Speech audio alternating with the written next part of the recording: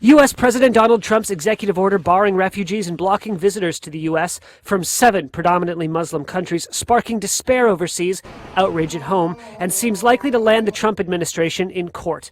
The order puts a 4-month hold on allowing refugees into the country and a 90-day halt on travel to the U.S. by citizens of Syria, Iraq, Iran, Libya, Somalia, Sudan, and Yemen. The U.S. Department of Homeland Security confirming that even green card holders will be affected by the ban. Trump saying the order is necessary to protect the United States.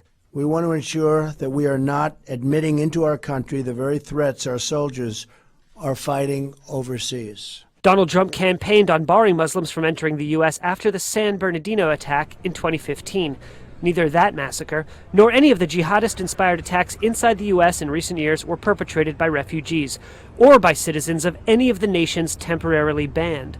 The 9/11 hijackers were Egyptian and Saudi nationals. Those countries are unaffected.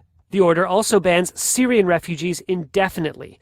Over 300,000 civilians have died in Syria's civil war. The UN estimates nearly 11 million people are displaced, 5 million of them as refugees in neighboring countries.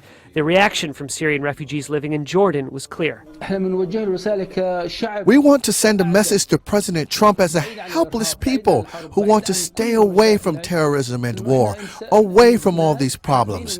We want to live in peace. We do not want to go to the United States to carry out terrorist operations. We are against terrorism.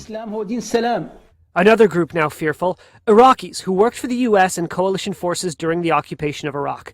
Many of these, who worked as translators, have tried to flee the violence in Iraq and the threat of death for having collaborated with Washington. One former U.S. Army captain telling Reuters he believes the order will make it harder for the U.S. to recruit Iraqi support and intelligence in the fight against ISIS. Reports of Iraqis with U.S. visas detained at New York's John F. Kennedy Airport, prompting a lawsuit challenging the order Saturday morning.